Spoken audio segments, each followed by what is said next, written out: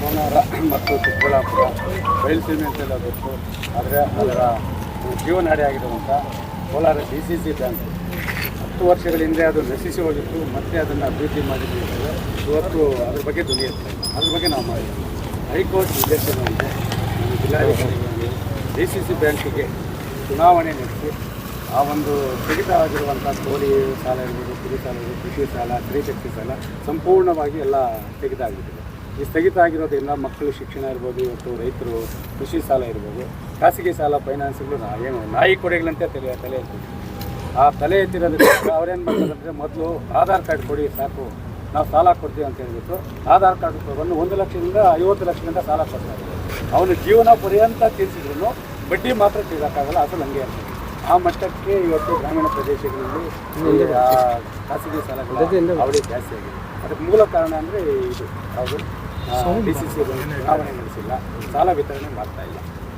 ಈ ಹಿಂದೆ ನೀವು ನೋಡಿರ್ತೀರ 10 ಜನ ಅಮಾನತು ಕೂಡ ಆಗಿದ್ದಾರೆ. ಸಾಲ ಕೂಡ ವಿತರಣೆ ಮಾಡ್ತಾ ಇಲ್ಲ. ಗ್ರಾಮೀಣ ಪ್ರದೇಶಗಳು ಅದು ಜೀವನಾಡಿಯಾಗಿದೆ, ಅದನ್ನು ಉಳಿಸಬೇಕು. ಅದರಂತೆ ಚುನಾವಣೆ ಸಂದರ್ಭದಲ್ಲಿ ಮಾನ್ಯ ಮುಖ್ಯಮಂತ್ರಿಗಳು ವೇಮಗಲ್ನಲ್ಲಿ ನಡೆದಂಥ ಒಂದು ಸಮಾವೇಶದಲ್ಲಿ ಸಂಪೂರ್ಣವಾಗಿ ಮನ್ನಾ ಮಾಡ್ತೀವಿ ಅಂತೇಳಿ ಅವರು ಕೊಟ್ಟ ಮಾತಂತೆ ಸಹಕಾರ ಸಂಘಗಳ ಸಾಲ ಮನ್ನಾ ಮಾಡಬೇಕು ಅಂತೇಳಿ ಇವತ್ತು ನಿಮ್ಮ ಮೂಲಕ ನಿಮ್ಮನ್ನು ಒತ್ತಾಯ ಮಾಡೋಣ ಅಂತೇಳಿ ನಾವು ಅಧಿಕಾರಕ್ಕೆ ಬಂದ ಮೇಲೆ ಭೇಟಿಯಾದಾಗ ಕೂಡ ಮುಂದಿನ ವರ್ಷ ನಾವು ಸಾಲ ಮನ್ನಾ ಮಾಡ್ತೀವಿ ಅಂತಲೇ ಹೇಳಿದ್ರು. ಹಾಗಾಗಿ ಅದು ಆಗ್ಬೋದು. ಇನ್ನೊಂದು ಶಿವಶಕ್ತಿ ಸಂಘಗಳಾಗ್ಬೋದು ಮತ್ತು ಬ್ಯಾಂಕ್ನಲ್ಲಿ ಬೇರೆಯವರು ಏನು ಠೇವಣಿ ಇಟ್ಟಿದ್ದೀವಿ, ಆ ಠೇವಣಿನೆಲ್ಲ ಈಗ ಶಿವಶಕ್ತಿ ಸಂಘ ಸಾಲ ಮನ್ನಾ ಮಾಡ್ತೀವಿ ಅಂತ ಅಂದಿದ ತಕ್ಷಣ ನಾವು ಕೆಲವು ಶಿವಶಕ್ತಿ ಸಂಘಗಳು ಕಟ್ಟದಂಗೆ ಮತ್ತು ಸಾಲ ಕಟ್ಟಿರೋ ರಿಕವರಿ ಆಗಲ್ಲ ಮತ್ತು ಸಾಲ ಕೊಡಲ್ಲ ಅನ್ನೋ ಕಾರಣಕ್ಕೆ ಕೆಲವು ಇದರಲ್ಲಿ ಕಟ್ಟದೇ ಇರೋದು ಆ ಠೇವಣಿ ಏನಿಟ್ಟಿದ್ದಾರೆ ಆ ಠೇವಣಿ ಹಣವನ್ನು ಮತ್ತೆ ಸಾಲ ಜಮಾ ಮಾಡ್ಕೊಳ್ತಾ ಇದ್ದಾರೆ. ಈಗ 25,000 ಒಂದು ಸಂಘ 10 ಜನ ಇದ್ದರೆ 25,000 ಇಟ್ಟಿರ್ತಾರೆ, 25ರಿಂದ 50,000 ಇಟ್ಟಿರ್ತಾರೆ. ಅದನ್ನು ಇವ್ರಿಗೆ ಗೊತ್ತೇ ಇರಲ್ಲ, ಬ್ಯಾಂಕ್ ಅಧಿಕಾರಿಗಳು ಅದನ್ನು ಡ್ರಾ ಮಾಡಿಕೊಂಡು ಅವ್ರ ಸಾಲನ ಇದು ಮಾಡ್ಕೊಳ್ತಾ ಇದ್ದಾರೆ. ಅದು ಇದಾಗಬೇಕು ಸರ್, ಅದು ನಿಲ್ಲಬೇಕು. ಮತ್ತು ಕೂಡಲೇ ಶಿವಶಕ್ತಿ ಸಂಘಗಳಿಗೆ ಸಾಲವನ್ನು ಕೊಡಬೇಕು. ಈಗ ಕನಿಷ್ಠ ಕಟ್ಟಿ ವರ್ಷ 6 ತಿಂಗಳ ಮೇಲೆ ಆಗಿದೆ, ಅದಕ್ಕಾದರೂ ಸಾಲವನ್ನು ಕೊಡಬೇಕು ಅಂತ ಹೇಳ್ತಾರೆ. ಹೈಕೋರ್ಟ್ ನಿರ್ದೇಶನ ಬಂದಿದೆ, ಜೊತೆಗೆ ಇನ್ನೊಂದು ಹೈಕೋರ್ಟ್ ನಿರ್ದೇಶನ ಬಂದಿದೆ.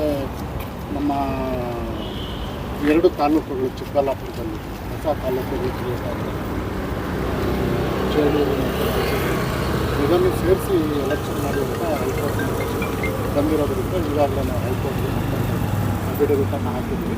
ಅದೆರಡನ್ನು ಸೇರಿಸ್ಕೊಂಡು ಶಾಂತಿ ಅದಕ್ಕೆ ರಿಕ್ವೆಸ್ಟ್ ಏನಂದರೆ ಚುನಾವಣೆ ನಡೆಸಿಬಿಟ್ರೆ DCC ಬ್ಯಾಂಕ್ ಉಳಿತಾರೆ, ಇಲ್ಲ ಅಂದರೆ DCC ಬ್ಯಾಂಕ್ ಉಳಿಯಲ್ಲ, ಖಂಡಿತವಾಗ್ಲೂ ಉಳಿಯಲ್ಲ. ಯಾಕಂದರೆ ಖಾಸಗಿ ಫೈನಾನ್ಸ್ ಅವಳಿ ಜಾಸ್ತಿ ಆಗೋರಿಗೆ ಮತ್ತೆ ಅದನ್ನು ಕಟ್ಟೋಕ್ಕಾಗೋರೋ ಪರಿಸ್ಥಿತಿಯಲ್ಲಿ ಮತ್ತೆ ಆತ್ಮಹತ್ಯೆಗಳತ್ತ ಮುಖ ಮಾಡ್ಕೊತಾರೆ. ಯಾಕಂದರೆ ಸರ್ಕಾರ ಬ್ಯಾಂಕ್ ಉಳಿದ್ರೆ ನಾವು ಉಳಿಯೋದು. ಕೆಲವರೆಲ್ಲ ಕೋಟಿ ಸಾಲ ತೊಗೊಂಡಿದ್ದಾರೆ, ಅವ್ರು ಮೌಲ್ಯ ಪಾವತಿ ಮಾಡ್ತಾ ಇಲ್ಲ. ಹಾಗೆ ಸಣ್ಣ ಪುಟ್ಟ ರೈತರು ಮಾತ್ರ, ಮಹಿಳೆಯರು ಏನು ತೊಗೊಂಡಿದ್ದಾರೆ ಸಂಪೂರ್ಣ MD ಅವ್ರಿಗೆ ಬರ್ತಾ ಇದ್ದಾರೆ. ಈಗ